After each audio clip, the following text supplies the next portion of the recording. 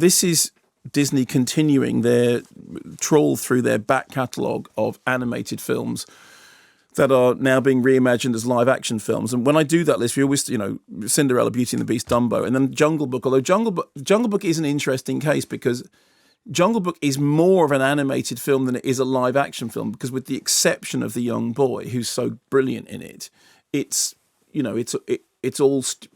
effectively, and we're getting to the point that the difference between live action and animation is becoming increasingly blurred. But so it's better to say it's a remake of the traditional animations as something which looks like a live action film, directed by Guy Ritchie, who of course made his name with Lock, Stock and then kind of burned his bridges with Revolver. I still remember your interview with Guy Ritchie about Revolver as being one of the finest pieces of radio I've ever. Yeah, it was somebody making sense of word spinach, and it was fantastic. Well done.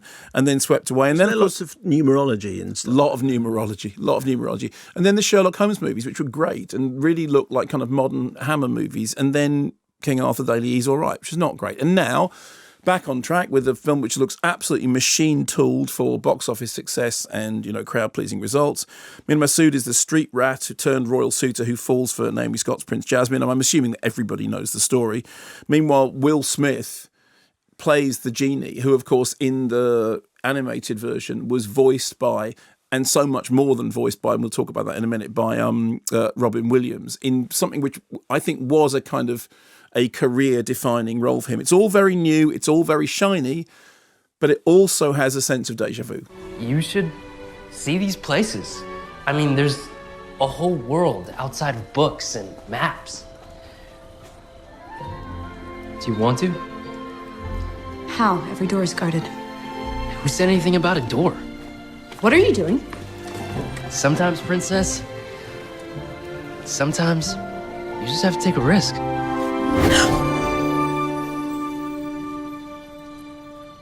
What just happened?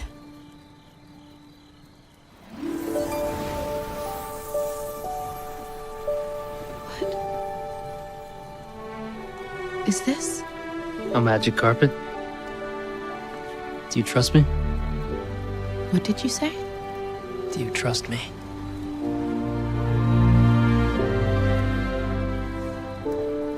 Yes.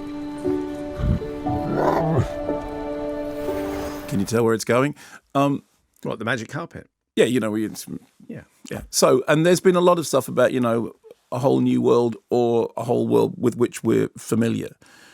So there are some significant updates. I mean, it's not just a sort of straightforward rehash. They have made some changes, some concessions to the period of time that's passed.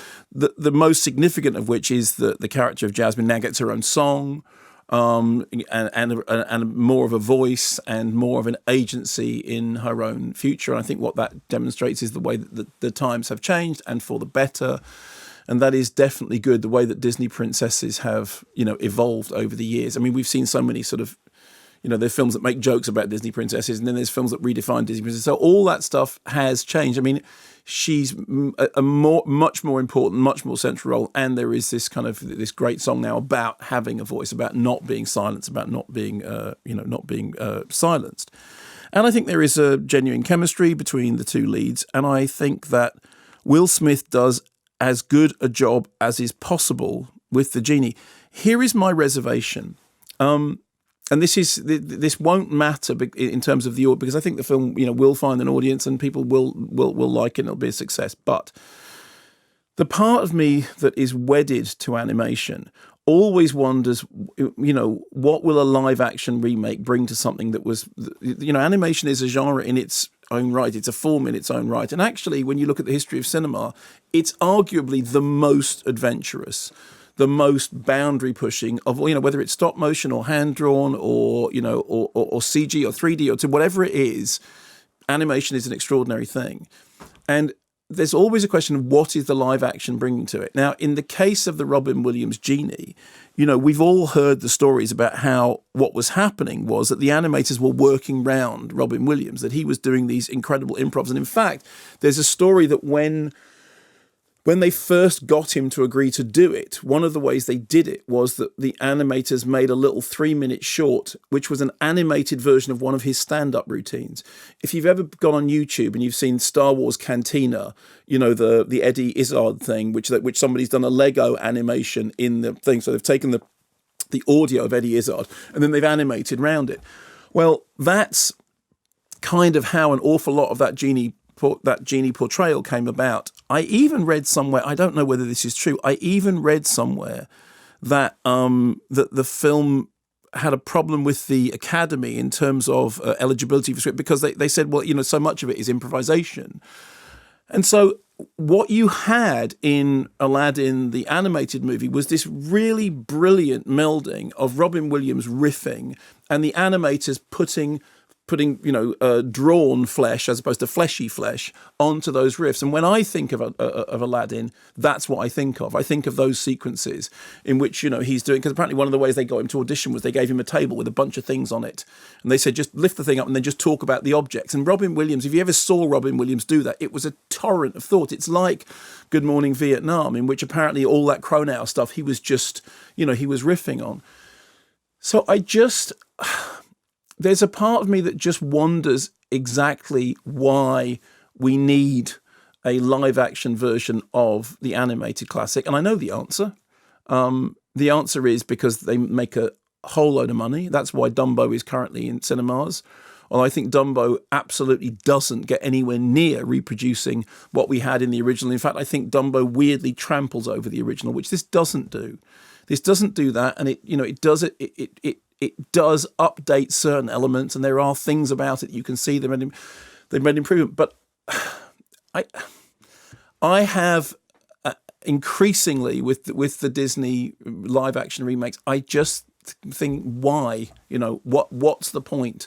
What was it not perfectly fine the first time around? And the answer is it'll be successful and people will like it, and there are certain things that it brings to it. But maybe you know, take Dumbo for example, be a whole generation of people who haven't seen the original. Yes, but therefore we'll go and watch that and then think, I'm now going to go and watch the original. Yeah, but you didn't like Dumbo either. Well, it was all right. Yeah, okay. It was all right is not good enough. No. It's Dumbo, right? It's one of the things that you would put in the pantheon. But it's been a hit, so that's the answer to it. Yeah, I know, but you know, going. there's a lot of things that are hits that doesn't make them good. And I think this is better than Dumbo. There's no question about that. This is better than Dumbo. It sticks quite closely to the original. It makes certain concessions to changing things because times have moved on.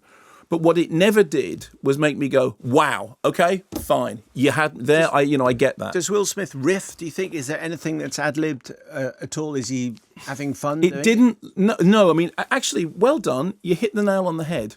Oh, well, thank you. When I see the original, which I haven't seen the original for a long time now, but when I see the original, I get the sense of Robin Williams going, blah, blah, blah, blah, and having fun. And I didn't get that from the Will Smith performance.